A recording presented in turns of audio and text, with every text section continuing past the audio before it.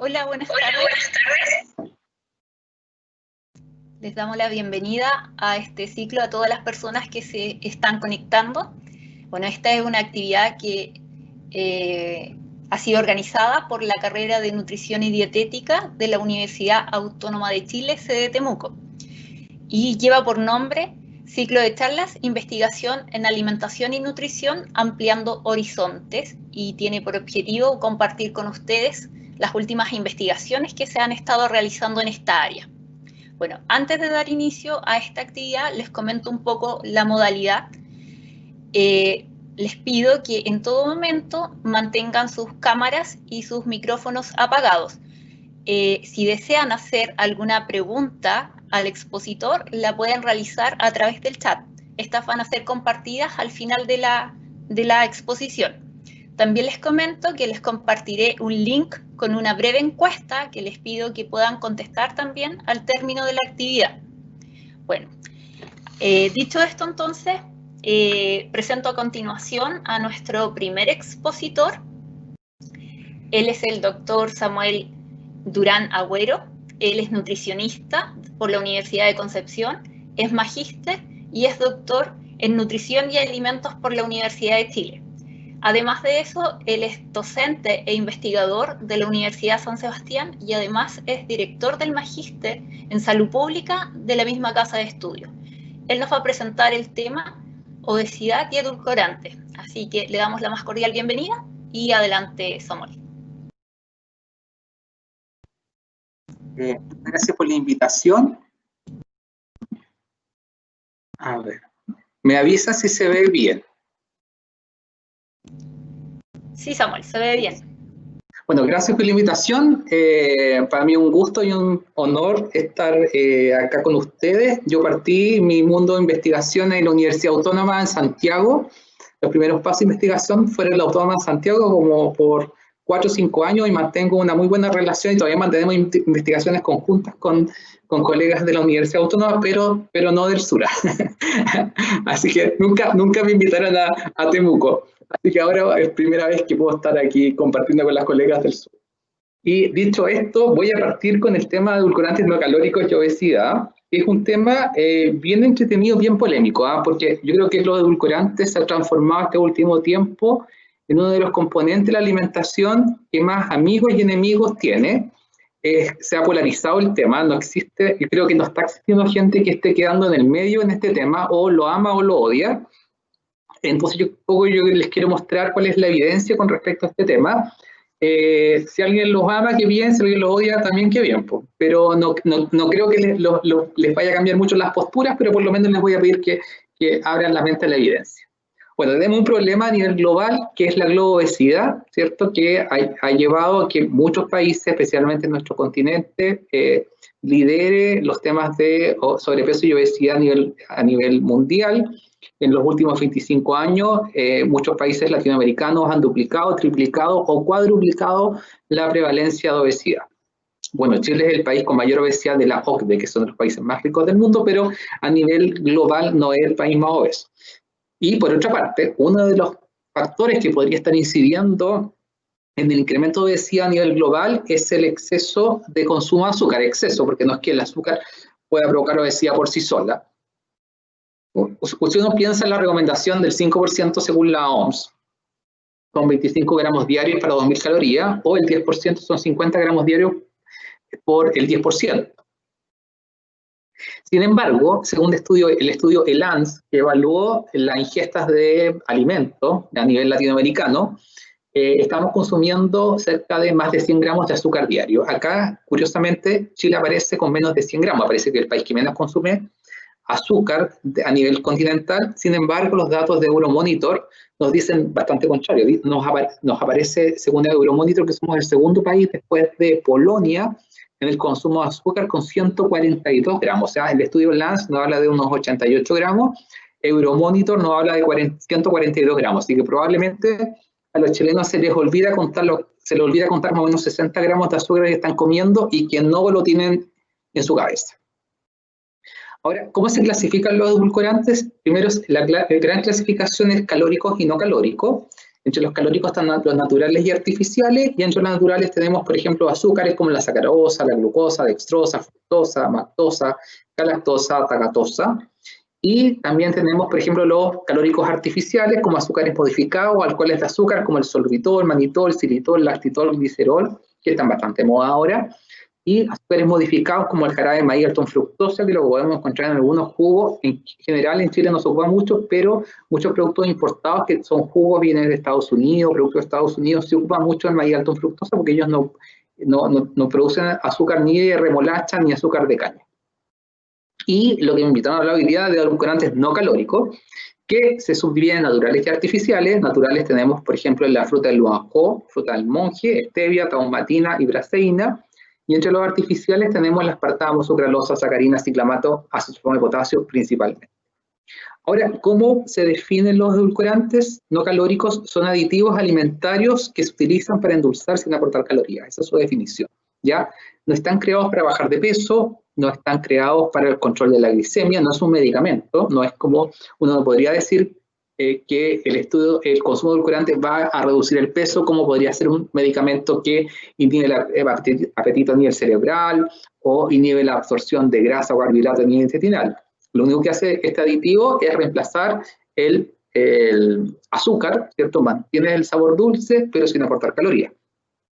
Pese a que su consumo lleva más de 100 años, Sacarina tiene cerca de 120 años, el consumo mundial de edulcorantes se ha incrementado en los últimos 30 años, principalmente porque se ha tratado de reemplazar la cantidad de azúcar presente en los alimentos, y por otro lado también impulsado por las leyes de etiquetados frontales que de alguna forma le ponen un sello, ¿cierto?, al alimento alto en azúcar, y la industria trata de bajar la cantidad de azúcar para librarse de ese sello.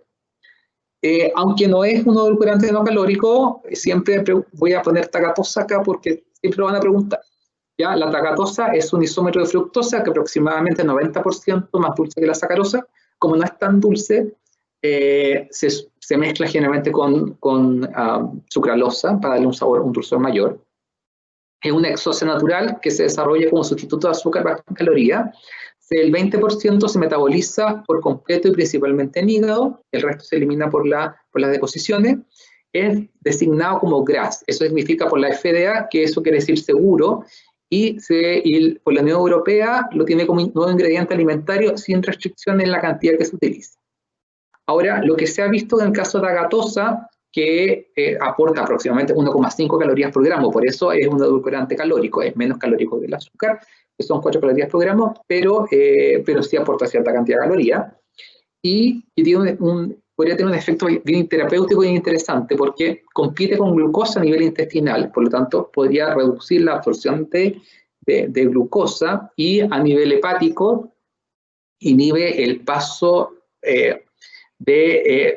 por un lado, favorece que la glucosa se transforme en glucógeno y inhibe que el glucógeno pase o se degrade a glucosa, o sea, se vaya liberando glucosa por parte del hígado. Entonces, finalmente esto lo da como resultado que en pacientes diabéticos, por ejemplo, ya hay varios estudios que están mostrando este tema, pacientes diabéticos, el consumo de tagatosa está asociado con menor hemoglobina glicosilada y menor glicemia posterior a 3 meses o más de consumo de 20 a 30 gramos de tagatosa, por lo tanto podría ser un ingrediente funcional interesante, especialmente para estos pacientes diabéticos que son medio porfiados y que les gusta el sabor dulce. Y el otro es la lulosa, que es un epímero también bajo en calorías, 0,2 calorías por gramo, que es epímero de la fructosa, también es considerado GRAS o seguro para la FDA, y lo que se ha visto en estudios en ratas que compite también y disminuye lo que es la absorción de grasa, y estudios en humanos lo que han mostrado que en diferentes dosis de alulosa, en dosis baja y dosis alta, con el consumo durante 12 semanas, los sujetos que están con sobrepeso o obesidad bajaron significativamente tanto el peso como la grasa corporal, así que tendría un efecto también terapéutico interesante. Ahora, volvamos a los edulcorantes no calóricos. Dijimos que podían ser naturales, y entre los naturales tenemos la fruta del luanjó, fruta del monje, que en Chile hasta ahora no se está trayendo masivamente porque no está aprobado por Codex, está aprobado solo por la FDA, y nosotros nos regimos por Codex. Stevia, que está aprobado a nivel global, que tiene una unidad de 4 miligramos por kilogramo de peso, y taumatina, que lo encontramos mucho en edulcorantes líquidos. No está especificado el IDA ni para la Unión Europea ni para la FDA. Y es muy, muy dulce, 2.000 y 3.000 veces más dulce que el azúcar. En el caso de los artificiales, tenemos aspartamo, sacaralosa, azucarina, asulfamo de potasio, ciclamato, que va entre 30 y 600 veces más dulce que el azúcar. Si ustedes miran este cuadro y dirán, pero ¿por qué el ciclamato no está permitido? Bueno, no está permitido en Estados Unidos ni en Japón. En los años 60, 70, cuando se descubrió que el asbesto podía producir cáncer, el ciclamato se sacó del mercado porque se vinculó con el aumento de riesgo de cáncer de vejiga. Sin embargo, después eso se descartó y nunca ha vuelto a repostularse en la FDA. O sea, ninguna industria ha vuelto a poner en el tapete el ciclamato. Por eso en Estados Unidos sigue sin estar permitido. Pero aunque no lo crean, Europa es un gran consumidor de ciclamato. Nosotros a nivel latinoamericano le tenemos un poco miedo al ciclamato. Es como de mala fama, pero no, es una mala fama no real. Ahora, si seguimos avanzando, cuando uno habla de edulcorantes no calóricos, son distintas estructuras químicas que tienen en común que endulzan. Pero estas estructuras químicas, independientes, naturales o artificiales, tienen metabolismos y absorción completamente distintos. Por ejemplo, asulfamo y potasio y sacarina se absorben a nivel intestinal casi el 100%, no se metabolizan y se eliminan por el riñón, ya por la orina. En el caso del aspartame, como son dos aminoácidos, ácido aspartico y fenilalanina, se van a absorber como cualquier aminoácido, se van a metabolizar en hígado como cualquier aminoácido, se va a generar el metanol que se va a metabolizar finalmente y uno no va a encontrar aspartamo en sangre porque no va a estar degradado. En el caso de la stevia se absorbe gran parte de ella, se metaboliza en hígado y se elimina por el riñón. Y en el caso de la sucralosa, es una molécula extremadamente grande, solo el 10% logra ingresar, el resto se va por las deposiciones, y el que ingresa no se metaboliza y se va por la orina. Ahora, independiente de lo anterior, ahora, ¿cómo se evalúa? Porque he nombrado varias veces el IDA. El IDA se obtiene a través de pruebas toxicológicas, donde se obtiene el valor del NOAEL. El NOAEL, para los que no recuerdan, es la concentración o nivel de sustancia ya experimentalmente o por observación y no causa alteraciones adversas detectables. Y ese valor del NOAEL, o sea, un valor que no causó ningún tipo de alteración adversa, ese valor se divide por 100 y es el IDA para el humano. O sea, tenemos un nivel de seguridad increíble, ¿ya? Y ese 100 es la diferencia interespecie e intraespecie. Por ejemplo, encontramos un nuevo edulcorante, que lo encontramos en un fruto de la Patagonia, resulta que este edulcorante no endulza, o sea, endulza, no aporta calorías, vamos a calcular la toxicidad, o vamos a calcular primero el IDA, entonces empezamos a darle altas dosis, y llegamos hasta llegar a dosis que son muy, muy altas, que no provocan ningún tipo de daño en el animal. Y decimos ya, llegó hasta 1000. Y ese valor lo dividimos por 100 y obtenemos el IDA para ese edulcorante. Ahora, en el caso del aspartame, el aspartame actualmente es uno de los edulcorantes que tienen mayor mala fama. Si uno googlea aspartame van a aparecer pero 10.000 patologías asociadas a este edulcorante, y este edulcorante son simplemente dos aminoácidos, que es el ácido aspartico y fenilalanina, no más que eso. ¿Ya? Entonces hay mucho mito acá detrás de esto. Y se genera también el metanol, ¿ya? Si usted está preocupado del metanol, bueno, si usted se va a tomar una copita de vino mañana, hoy día, no sé yo, o se va a tomar un jugo de tomate, probablemente eso tiene más metanol que tomarse el aspartamo en el café. Ese metanol se transforma, ¿cierto?, en formaldehído y ácido fórmico, que provocan acidosis y toxicidad. Entonces, ¿será peligroso el consumo de aspartame? Bueno, para que sea tóxico, tendríamos que consumir entre 200 y 500 miligramos por kilogramo de peso metanol. Eso equivalente al 10% de aspartame se transformara en metanol, necesitaríamos más o menos como 2.000 miligramos por kilo de aspartame para generar toxicidad. Eso equivale a 140.000 sobres diarios, 350.000 gotas diarias o 2.500 litros de bebida. Por lo tanto, recuerden siempre que el veneno está en la dosis, entonces no descartemos absolutamente que estos niveles de metanol nos van a provocar. Ahora, cuando uno habla y uno dice, pero ¿cuánto podemos llegar al IDA? A ver, acá tengo dos ejemplos que son bastante fáciles de entender. Pensemos un stevia, unas gotitas de stevia, para una persona de 60 kilos debería consumir, para que llegue al IDA, 150 gotas diarias.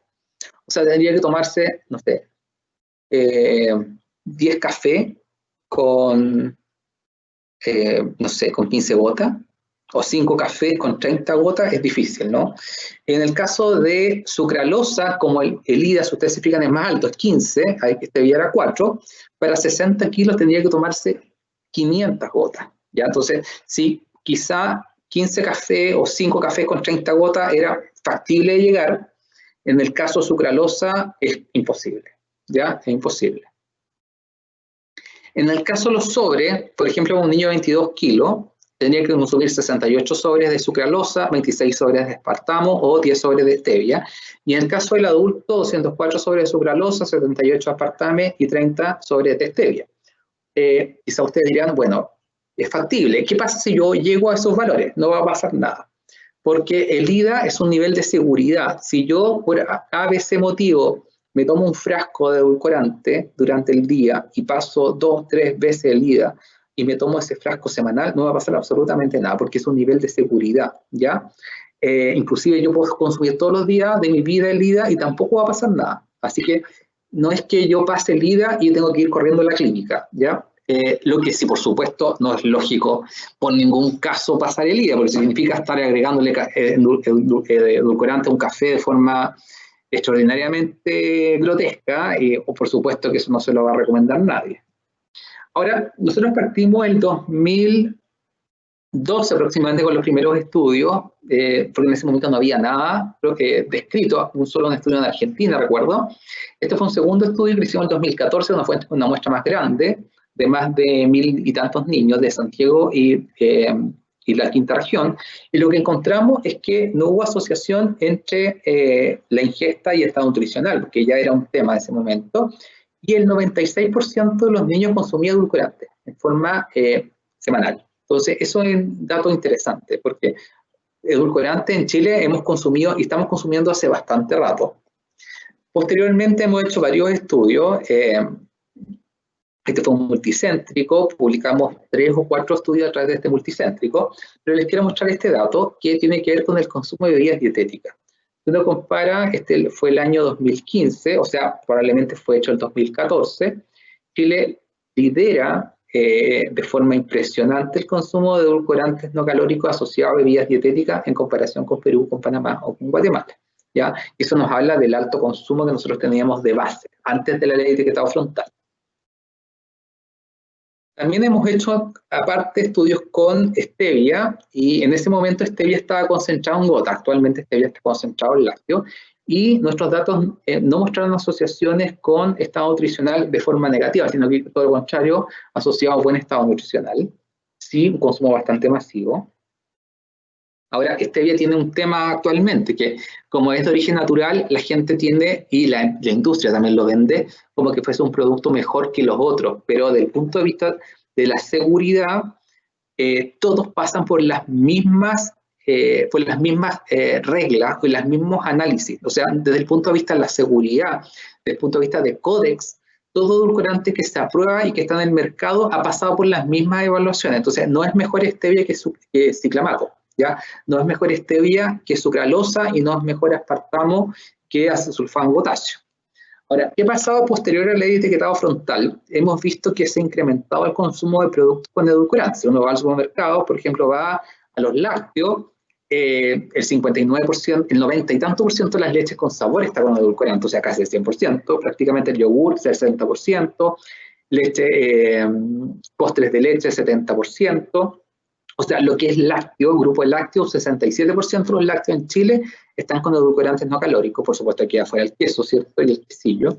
En el caso de los cereales, productos derivados de cereales, un 31%, frutas procesadas un 49%, bebidas no alcohólicas un 74%, o sea, el 75% de las bebidas que uno tiene en el mercado, bebidas y jugos, están con edulcorantes no calóricos. una gran marca que tenemos, que todos la conocemos, una bebida cola, famosa, en su portafolio son 33 productos, si no me equivoco. De esos 33 productos tienen uno con sello, que es el producto clásico. Todo el resto de los productos está sin sello. ¿Y por qué está sin sello? Porque o eliminó el azúcar o redujo azúcar y lo mezcló con edulcorante. Entonces, si uno mira, por ejemplo, Chile comparado con España, con Nueva Zelanda, ahora que estamos de moda, ¿cierto?, compararse con Nueva Zelanda, el consumo de lácteos, por ejemplo, tenemos un 67% de nuestros lácteos están con edulcorante, Nueva Zelanda un 0,1%, en el caso de los cereales de desayuno tenemos un 31,5%, Nueva Zelanda un 0,4%, en el caso de las bebidas carbonatadas, 74,6 para Chile, 8,7 Nueva Zelanda. En el caso de los postres, 46,2, 2,8 Nueva Zelanda. Y este estudio también se hizo con embarazadas. Esto fue en la primera etapa de la ley de etiquetado frontal, donde también mostramos cerca del 98% de las embarazadas consumía edulcorante, ninguna pasaba de LIDA. Los rangos, el promedio, perdón, está en menos del 10% aproximadamente, excepto de stevia que llega al 12%. Y se han publicado este año 2 estudios en niños, uno del INTA y el otro de la Católica. Este estudio de cohorte, que es una cohorte que tienen ellos de niños, encontraron que gran parte de los niños están consumiendo edulcorantes por lo menos una vez al mes. La gran fuente de edulcorante eran las bebidas dietéticas, y encontraron que 13 niños en edad preescolar, el 1% de la muestra, excedió potencialmente el IDA para los glucósidos estevioles. Sin embargo, pese a que lo resaltan, no hay ninguna tabla o figura que lo pueda mostrar. Es un dato lamentable, porque está la conclusión, pero no está mostrado el valor por ninguna parte.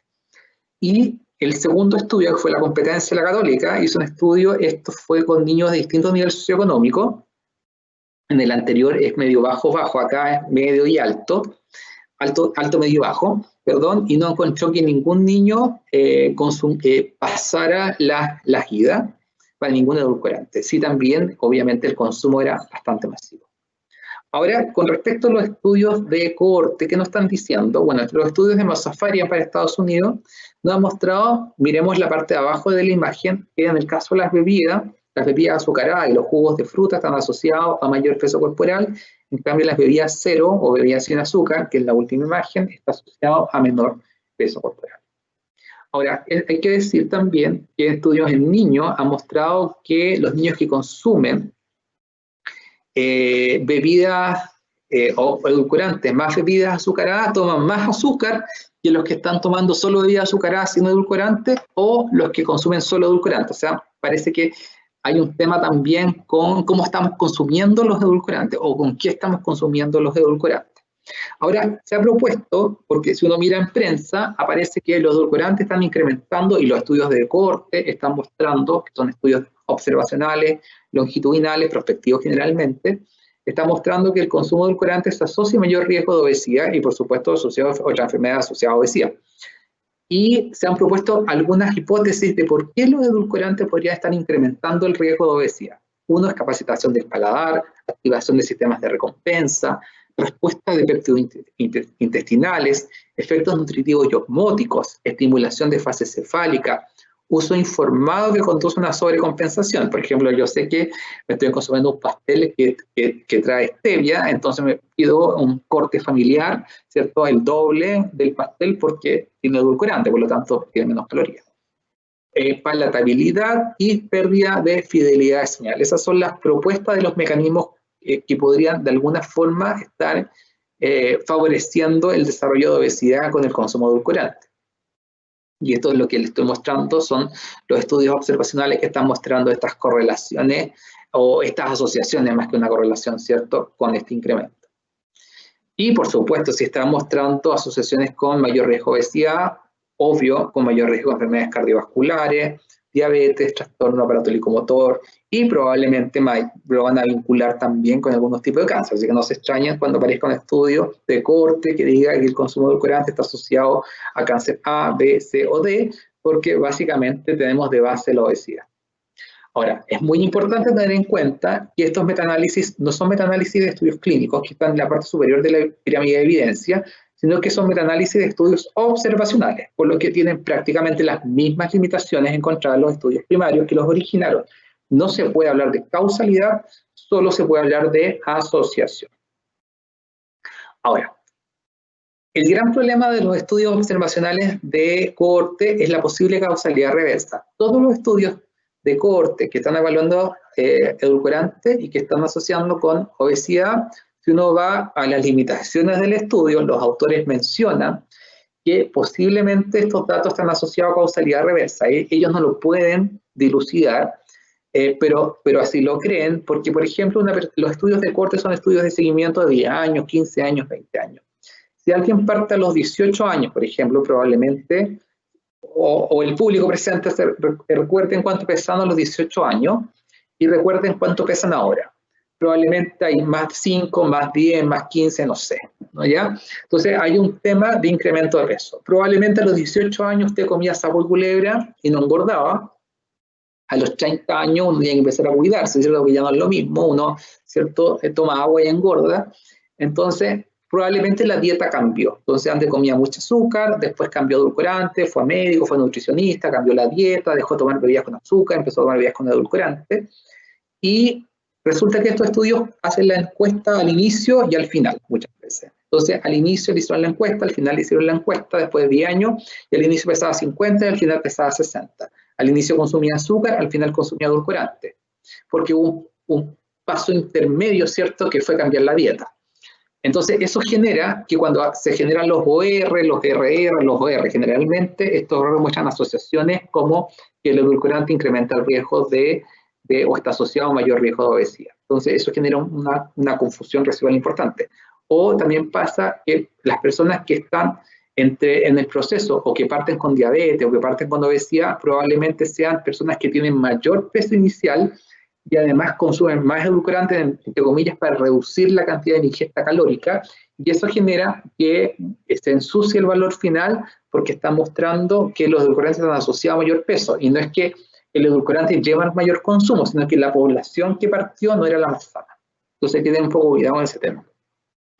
Entonces, lo que dije anteriormente, estudios observacionales sugieren estar asociados con aumento a largo plazo del IMC y un riesgo elevado de enfermedad cardiometabólica. Sin embargo, estas asociaciones no han sido confirmadas en estudios experimentales y pueden estar influenciadas por el sesgo de publicación. La evidencia de estudios clínicos, por otro lado, no apoya claramente los beneficios previstos de los edulcorantes no nutritivos para el manejo de peso. ¿Y por qué no lo apoyan? Porque dependiendo del tipo de estudio, puede ser estudios que o hagan restricción calórica asociada a edulcorante o no hagan restricción calórica. Recuerden que el edulcorante no por sí solo no va a reducir el peso corporal si no hay restricción calórica de base. Ahora, los estudios clínicos, este estudio clínico es interesante porque a niños escolares de 4 años durante 1 año y medio se les dio en forma aleatoria, a 250 niños se les dio una lata de bebida con azúcar, todos los días se les da en el recreo, y a otro grupo similar se les da una lata con bebidas con edulcorante. Por supuesto, era un estudio doble ciego, los niños no sabían si les tocaba la bebida con azúcar o les tocó la bebida con edulcorante durante todo este proceso. Y lo interesante es que eran niños normopeso. Pero después del 1 año y medio, los niños que les tocó el azúcar incrementaron de forma significativa el peso corporal, la circunferencia de cintura, tenía mayor masa grasa. Entonces, pese a que eran niños con sobrepeso, o sea, eran niños normopeso, los que tomaron bebidas con azúcar incrementaron más que los que tomaron bebidas con edulcorantes no calóricos. Este otro estudio fue con pacientes con obesidad, a ambos se les dio una dieta que llevaba dieta más agua y otro grupo dieta más edulcorante. Ya ambos grupos bajaron de peso a las 12 semanas. Sin embargo, cuando quisieron ver qué grupo bajó más de peso, fue el grupo que consumió edulcorantes no calóricos. Como no hay una explicación lógica para eso, ellos lo que quisieron saber fue cómo fue la adherencia a esta dieta. Y resulta que la adherencia fue significativamente mayor en los sujetos que estaban con edulcorantes no calóricos versus los que estuvieron con solo agua. La adherencia pasó de un 64% con edulcorantes no calóricos a un 43% cuando estaban en dieta solo agua. Ahora, la pérdida o no de peso, bueno, muchos estudios están mostrando que estudios que están comparando consumos de azúcar, el reemplazo de los edulcorantes reducen entre menos 75 a menos 500 calorías, y en peso va aproximadamente en menos 1,4 kilos de peso menos. Ahora, publicaciones más recientes sugieren que existe una compensación energética, que era una de las hipótesis al consumir edulcorante. Pero esta compensación vamos a ver qué pasa. Por ejemplo, si yo consumo un desayuno y le restaron las calorías, le sacaron azúcar a ese desayuno. Por ejemplo, ese desayuno llevaba un jugo con azúcar y me cambiaron de ese jugo con azúcar por un jugo con edulcorante, sin que yo lo sepa. Ya yo veo un jugo con edulcorante nomás. Teóricamente, en la siguiente comida, 2 horas después, yo voy a compensar las calorías aumentando el consumo de calorías en la siguiente comida, ¿ya? Porque mi cerebro sensó distinto. ¿Qué se ha visto? Que existe una compensación, pero esa compensación es parcial. Por ejemplo, en el aspartamo hay un 32% de compensación, o sea, quiere decir que hay un 68% que no se compensa.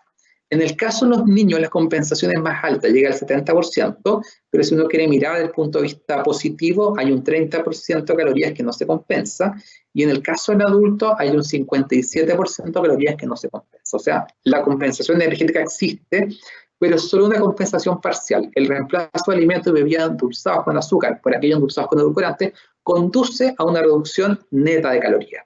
Entonces, y con respecto a estudios clínicos, hay que diferenciar si los estudios están comparando grupos con los edulcorantes y con idéntica o no idéntica cantidad de calorías. Porque si yo estoy con un grupo con un menú con 2.000 calorías y en estas 2.000 calorías va azúcar, y en otro grupo tengo 2.000 calorías y en esas 2.000 calorías va edulcorante, probablemente a los 3 meses en ambos grupos yo no voy a bajar de peso, porque los dos grupos son 2.000 calorías.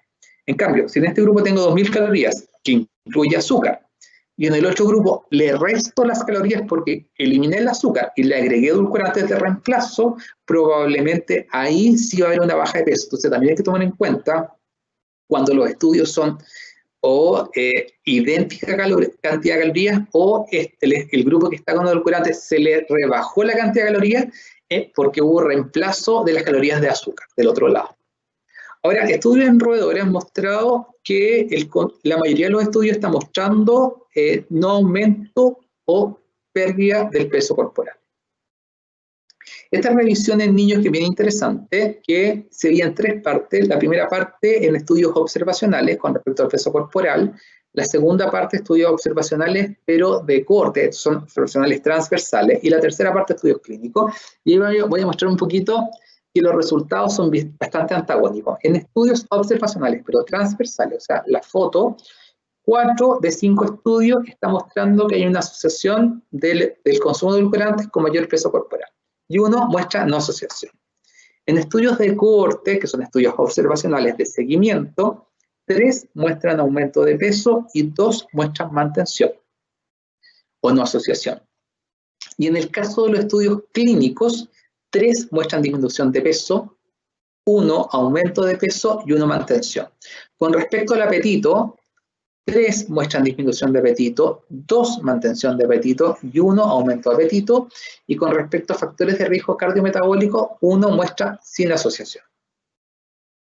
Ahora, cuando se quiere comparar, y mucha gente pregunta, ¿qué es mejor entonces? ¿Una dieta rica en azúcar o rica en edulcorante? Bueno, estos investigadores lo que hicieron, durante 10 semanas se les dio una dieta rica en azúcar comparada con una dieta rica en edulcorante, y lo que se encontró es que después de estas 10 semanas, había la gente que estaba con la dieta rica en azúcar, un aumento significativo de la glucosa postprandial, insulinemia y lipemia en comparación con la dieta rica en edulcorante en personas con un ligero sobrepeso.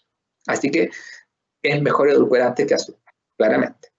Acá se vio el efecto de edulcorantes artificiales o naturales como aspartame, fruto del monje, stevia y sucralosa con respecto a la glucosa postprandial, insulina y la ingesta energética. Y lo que encontraron ellos es que acá monitorearon 24 horas a los sujetos y el consumo de bebidas sin calorías endulzadas con estos edulcorantes tenía influencias mínimas en la ingesta total de energía, glucosa postprandial e insulina en comparación con los sujetos que estaban tomando bebidas azucaradas. O sea, no es lo mismo, y esto lo está mostrando estudios clínicos, el consumo de bebidas dietéticas, independiente del origen de la bebida dietética, o sea, edulcorante que lleve, versus bebida con azúcar. Ahora, figura que no se ve nada, ya que son es un metaanálisis que salió recién publicado, con respecto a si los edulcorantes podrían incrementar el efecto agudo del consumo de edulcorantes sobre la glicemia y sobre la insulina. Yo creo que hemos escuchado mucho que tiene un efecto, por lo tanto incrementan glucosa e incrementan insulina. Bueno, y muestran estos metaanálisis, o este metaanálisis, que no. Si uno mira el diamante final, no hay asociación entre el consumo de edulcorantes y el efecto agudo sobre glicemia y sobre insulina. Son básicamente estudios clínicos en humanos. Inclusive en la parte para diabético encontraba tenía un efecto favorecedor. Así que saquemos la cabeza que los edulcorantes, inclusive para un diabético, podría ser malo. Ya estoy escuchando eso dando vuelta en redes sociales especialmente.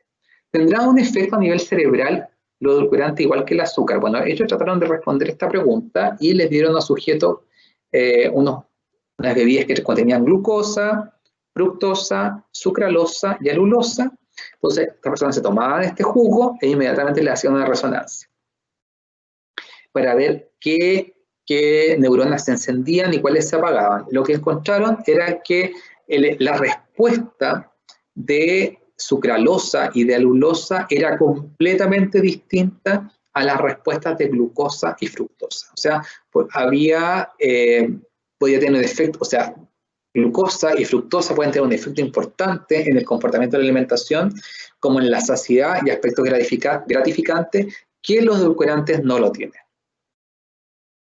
Este estudio clínico también publicado el año pasado fue bien interesante porque sujetos con sobrepeso y obesidad se les dio en forma aleatoria y enmascarada una bebida con azúcar, con sacarina o con aspartame o con stevia o con sucralosa. O sea, tuvieron una dieta estándar.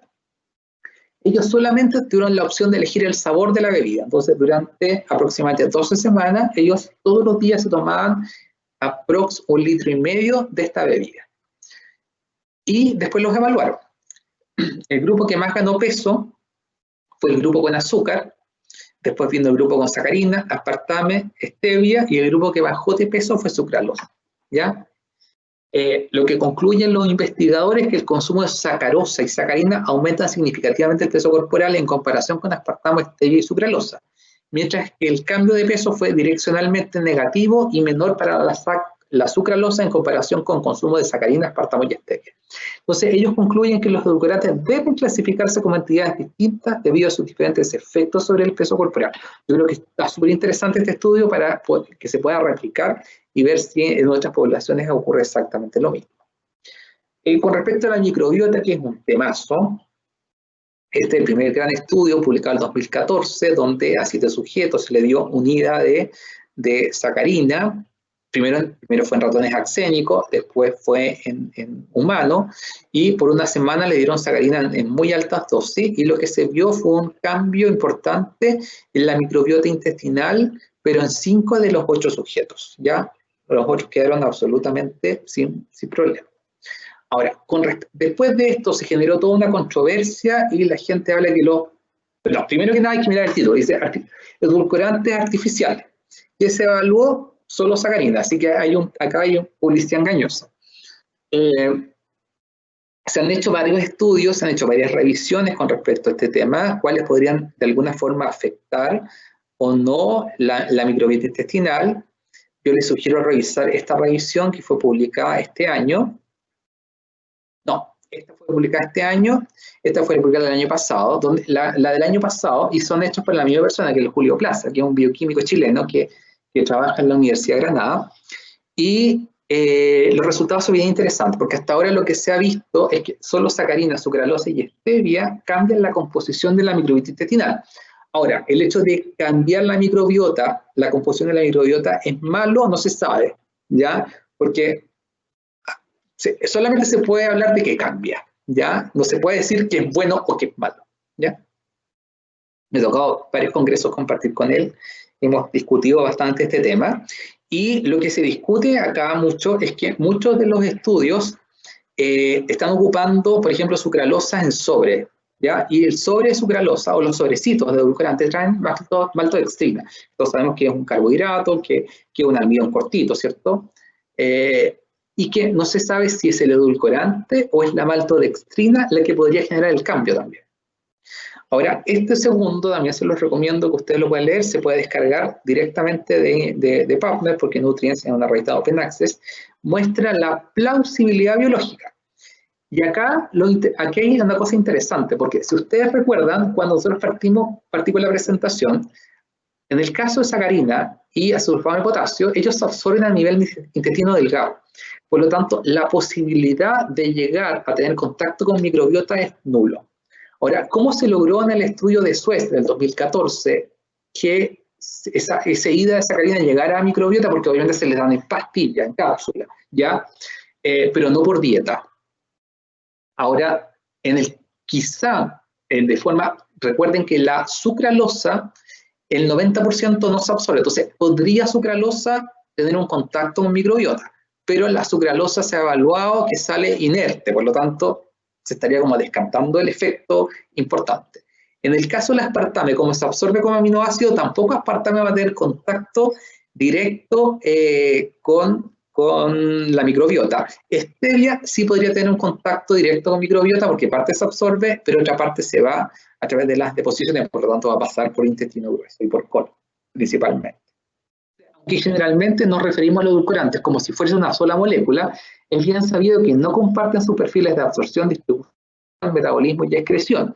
Por lo tanto, la extrapolación del efecto de un edulcorante particular sobre la microbiota intestinal a todos los edulcorantes no es apropiada. Así que falta bastante, así que no, esto no es blanco y negro. En conclusiones generales, podemos decir que junto con la restricción calórica pueden tener efectos positivos en la disminución del peso corporal, siempre y cuando haya restricción calórica. Si no hay restricción calórica, no va a bajar la persona de peso. ¿Por qué puede ayudar? Porque favorece la adherencia a la dieta. O sea, una persona que tiene que bajar de peso y que tenemos que bajarle 500 calorías menos, y probablemente reemplazamos productos con azúcar por productos con edulcorante, esta persona va a tener una buena adherencia a la dieta en vez que uno le dice a un paciente, sabes que tú consumes demasiado ya con azúcar, mucho azúcar, y vamos a tomar nada de azúcar. Probablemente esa persona al día 2 va a botar la dieta. ¿Ya? Y su utilización solo debe ser utilizada por mantención en regímenes especiales o individuales, no una medida de salud pública. Pero como nutricionista debemos tener claro cuándo recomendar, a quién recomendar, cómo recomendar, dónde recomendar. Obviamente, el dar o no dar a un paciente se va a generar en la propia conversación con el paciente. Ya no es obligatorio darlo, pero tampoco debe quedar prohibido, porque no hay evidencia para la prohibición. Bueno, si hay consultas, preguntas, aquí están mis redes por si quieren contactarse conmigo. Y además de eso, les quiero invitar, si hay algún estudiante aquí de universidad, de cualquier carrera, que nos puede ayudar a contestar esta encuesta. Está en mi Facebook y en mi Instagram, en la encuesta latinoamericana de alimentación y calidad de vida en universitario. Así que eso y muchísimas gracias.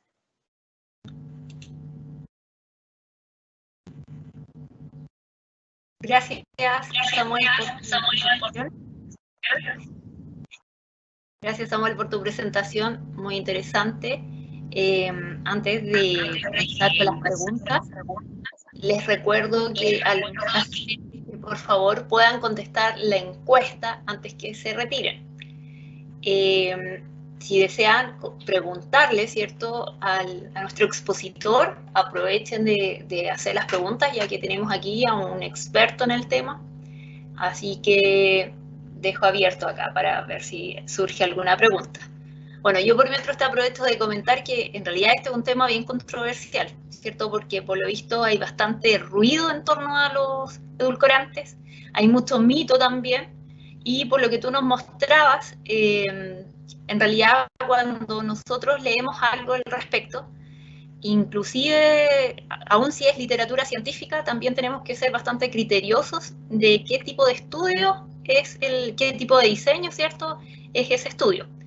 Hay una tremenda diferencia entre los estudios observacionales y los estudios experimentales, los cuales, ¿cierto?, sí se puede ver causalidad, y por lo visto, por lo que tú nos mostrabas, sí hay los resultados son como bien distintos entre un tipo de diseño y otro, pero en realidad a los cuales nosotros tenemos que creerles son a los estudios más experimentales. Ese es el tema final, porque de repente uno llega a la prensa, entonces aparece en la tercera, edulcorante incrementa el riesgo de obesidad, y el mismo día aparece en el mercurio, edulcorante disminuye el riesgo de obesidad. Los dos dicen la verdad, pero los dos están mostrando diseños distintos. Entonces, claro, finalmente acá se generan posiciones súper antagónicas con respecto a si son buenos o son malos. ¿Ya? Ahora, no son ni buenos ni malos, y tampoco son saludables o no saludables. Los edulcorantes no son saludables, simplemente son seguros, que es distinto. Exacto. Lo otro interesante, ¿cierto?, es destacar de que en realidad cumpliendo con la dosis diaria, que de hecho los endulzantes traen, ¿cierto?, en la etiqueta aparece, ¿cierto?, cuánta dosis por peso sería la adecuada. Por lo tanto, también es importante que la gente sepa, por lo menos hacer como ese cálculo, que es una multiplicación, ¿cierto? Multiplica su peso por esa dosis y ve si se está sobrepasando o no esa cantidad. O sea, yo insto a los nutricionistas, independientes si están de acuerdo o no con su uso, que ellos calculen, que hagan los ejercicios, ¿ya? Porque de alguna forma le permitan a la persona tener claridad si su recomendación es cercana al 1, es cercana al 5, es cercana al 10. Muchas veces uno puede planificar algo simplemente como un ejercicio y se da cuenta que lo que uno está planificando no alcanza, no da ni siquiera para el 10% de la idea, ¿ya? Y uno igual lo considera bastante. Entonces yo creo que es bueno hacer ese ejercicio de calcular cómo, si yo le doy esta dieta con esto, exageradamente, llego a tal valor. Exacto. Aquí tenemos una pregunta que dice, en realidad, ¿cuál recomendarías para una persona adulta? De los endulzantes que existen. Sí, finalmente el que le guste. No existe desde el punto de vista de la seguridad uno mejor que otro. Ahora, es distinto por el sabor. El perfil mejor de sabor, el que se parece más a azúcar, es sucralosa. Así que si me pregunta cuál es el edulcorante que tiene mejor sabor de los no calóricos, es sucralosa. ¿Ya? ¿Cuál resiste, por ejemplo, si le gustan los naturales, stevia? Pero seamos sinceros, stevia tiene un sabor no muy rico, ¿ya? Pero tiene buena fama porque es natural. Entonces, a la gente que le tiene miedo a lo químico, ¿ya? Aunque finalmente todo es química, pero le tiene miedo a lo químico, entonces, claro, prefiere stevia. Ahora yo aprovecho de preguntar algo ahí entre medio, colgándome un poco de esa pregunta. No sé si ustedes han podido, o tú personalmente has podido analizar cuánto realmente, por ejemplo, en estos mismos envases de stevia, que dice que trae stevia, ya un endulzante, ¿realmente trae stevia o es una mezcla también con otros productos que hace que el porcentaje de stevia sea bien poco? No, sí traen la cantidad que indican, pero ojo, generalmente los edulcorantes vienen mezclados, vienen de dos. Si tú compras bebida, vienen siempre dos, porque los edulcorantes, la idea es que tenga la misma sensación de dulzor que el azúcar, que es una sensación inicial y después ese dulzor se mantiene en boca durante varios segundos. A veces hay unos edulcorantes que son muy intensos y que se apagan muy rápido en boca. Entonces, al mezclarlo, da la sensación de la misma sensación de azúcar en boca. Okay. Por eso, obviamente, van dos. Ok, aquí ya tenemos más preguntas. Dice, buenas tardes, mencionó al principio de la exposición los efectos de la tagatosa disminuyendo en diabéticos los niveles de hemoglobina glicosilada. Si pudiera mencionarlo nuevamente. Sí, hay varios estudios que les han dado tagatosa en líquido. No han hecho todavía un postre, una galleta, no, sino que en líquido le agregan 15 gramos, 20 gramos de tagatosa y durante 3 meses. Y lo que han visto en pacientes diabéticos es que hay una reducción de hemoglobina glicosilada y glucosa, ¿ya? Y glicemia, perdón.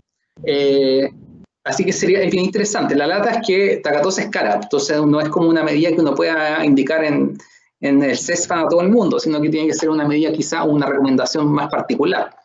Y también especialmente para esos pacientes que son muy esporfiados, que les gusta consumir los dulces para allá. Entonces, quizá para ese paciente dulcero puede ser una buena herramienta de control. Okay. Ese punto cierto también es importante, lograr que estos endulzantes también nosotros los podemos utilizar como herramientas para lograr mejores adherencias a los tratamientos.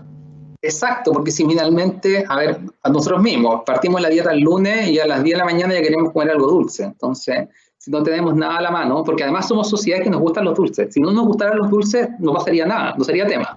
Pero como somos sociedades que nos gusta el sabor dulce, tenemos que tener algo que de alguna forma aplaque esa sensación de querer comer algo dulce y que no me aporte calorías. Mira, acá hay otra pregunta. Camila pregunta, dice, ¿desde qué edad se considera que se podría incluir edulcorantes en la dieta de un niño? A ver, en algunas organizaciones hablan de menos de 2 años prohibido y en otros dicen menos de 3 años prohibido. ¿Ya? Así que yo no recomiendo por ninguna parte. Por ejemplo, he escuchado que a las mamaderas en vez de azúcar, gotas de stevia. No. Ojo también con los productos ahora con sello, porque muchos productos sin sello, yogur, leche con sabor, probablemente se le están dando a niños menores de 2 años, o inclusive a niños de 1 año. ¿Ya? Porque dice no tiene sello, por lo tanto es un producto sano. Entonces hay que tener ojo también porque le estamos dando edulcorante antes de tiempo a un niño. Ahora, si tiene 3 años, tampoco el día que cumplió 3 años le voy a regalar el fresquito de stevia, no, tampoco tiene sentido. Ya no es que se haga adulto y tiene derecho a consumir edulcorante, no, sino que lo ideal es que uno de los niños especialmente haya una buena educación, no haya incorporación de sabores dulces, de azúcar en las papillas, en los jugos, en los postres, etc. Y tampoco es necesario poner edulcorante. Ahora es distinto cuando me llega a la consulta un niño, no sé, 6 años, que la familia consume bebidas como que se va acá en el mundo, y probablemente si yo le digo, ya, va a dejar de tomar bebida y va a tomar agua, esa recomendación se va a ir directo a la basura. Podría ser una alternativa buena para la adherencia. Eso tengo que irlo evaluando con el paciente, ¿ya? Claro. Pero no es llegar y recomendar a toda la población o a todos los niños, no, desde más adelante ya se transformó en un preescolar, así que vamos a tomar stevia. No, tampoco es la idea. La idea es que se acostumbre a la leche sin sabor, a la fruta sin azúcar, a los jugos sin azúcar, no es como nosotros que en la infancia nos echaban azúcar a todo. Y por eso estamos ahora con la adherencia al sabor dulce. Exacto, muchos de nosotros, ¿cierto? Nuestros padres o quienes nos criaron nos inculcaron el sabor dulce, entonces por eso ahora necesitamos, como dices tú, estamos acostumbrados a ese dulcecito en algún momento del día. Y por eso también la importancia de poder educar a los niños, sobre todo, ¿cierto? Los lactantes que están iniciando con sus primeras comidas, tratar, ¿cierto? Por eso hay una recomendación que dice libre de azúcar, libre de sal, acostumbrarlo al sabor de los alimentos naturales. Aquí María José también nos hace otra pregunta, dice, bueno, en relación a la microbiota, dice, ¿qué edulcorantes no calóricos alteran la microbiota y qué alteran? Bueno, quizás recordar un poco, señalar lo que tú ya mencionaste. Mira, hasta ahora se sabe que sacarina, stevia y sucralosa podrían alterar la microbiota intestinal o cambiar no generan una disbiosis, sino que lo que se sabe es que pueden modificar algunas bacterias, pero hasta ahora es solo eso, modificación, ya no es disbiosis, y no se sabe nada más de eso. O sea, lo que podemos decir es que cambian. ¿Ya? ¿Eso es bueno o malo? No se sabe. ¿Ya? Porque además hay que hacer estudios, más estudios en humanos. Porque los estudios en animales son en alta dosis, son dietas súper controladas, el estudio en humanos son mucho más complejos. Porque yo podría preguntar acá, ¿ustedes consumen desayuno? Probablemente el 90% del público de acá consume desayuno, pero tenemos 90 desayunos distintos. Exacto. Bueno, eso es todo un tema, ¿cierto? Un mundo por descubrir, porque ahora está bastante también como muy en boga el tema de la microbiota y el efecto que puede tener en realidad en muchos aspectos de nuestro organismo, incluso como en la parte mental. Entonces, sí, efectivamente. O sea, mucha gente está como más preocupada de ese tema y no se preocupa de que hay temas más importantes como consumo de fruta y verdura, fibra, consumo de antibióticos, fumar, la contaminación ambiental, que sí tienen un efecto súper claro con respecto a la microbiota.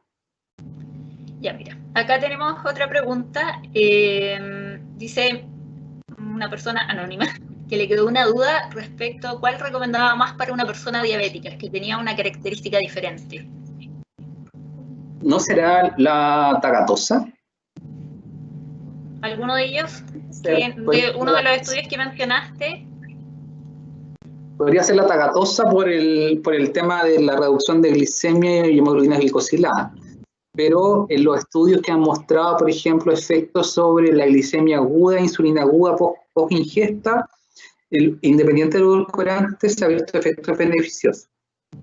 Ok.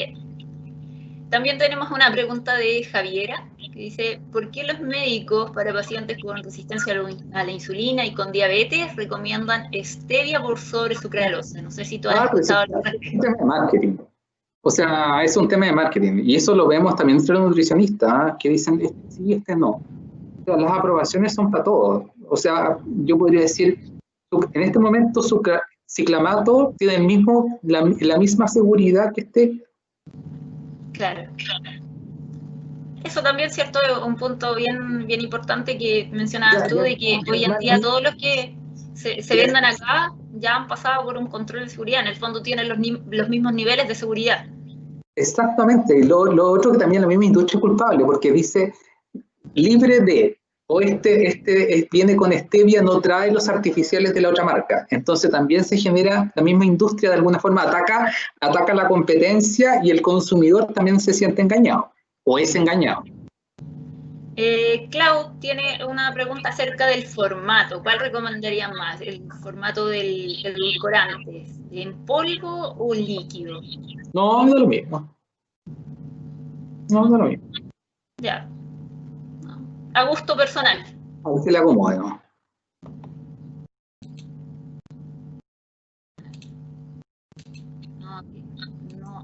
No se han publicado.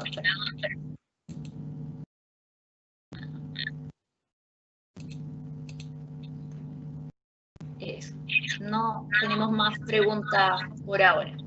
Bueno, les recuerdo a los asistentes, por favor, perdón que sea insistente, pero por favor contesten la encuesta, que ahí está compartido el link en el chat. ¿Ya? Es una encuesta bastante breve, no les va a quitar mucho tiempo. Bueno, Samuel, agradezco, ¿cierto?, tu exposición, bastante interesante. Nos ha aportado en este tema de los edulcorantes, que son más que utilizados, ¿cierto? Tú mostrabas ahí que Chile es uno de los consumidores, es un país bastante consumidor de edulcorantes, por lo visto nos gusta lo dulce. Así que es un tema interesante, tanto para nosotros los nutricionistas como para el público en general. ¿No? Y sobre todo cuando se trata de quitar algunos mitos que hay, como hablábamos al comienzo. Ah, qué bueno. Bueno, gracias por la invitación. Espero dejarles el bichito para que sigan buscando el tema, porque hay harto tema. Esto no es blanco y negro, hay un montón de información que tiene que ir apareciendo. Así que no nos quedemos aquí con la información que está, ¿ya? Así que eso. Muchas gracias. Ya, Te despido. Gracias por la invitación. Chao. Chao. También les agradezco a los participantes.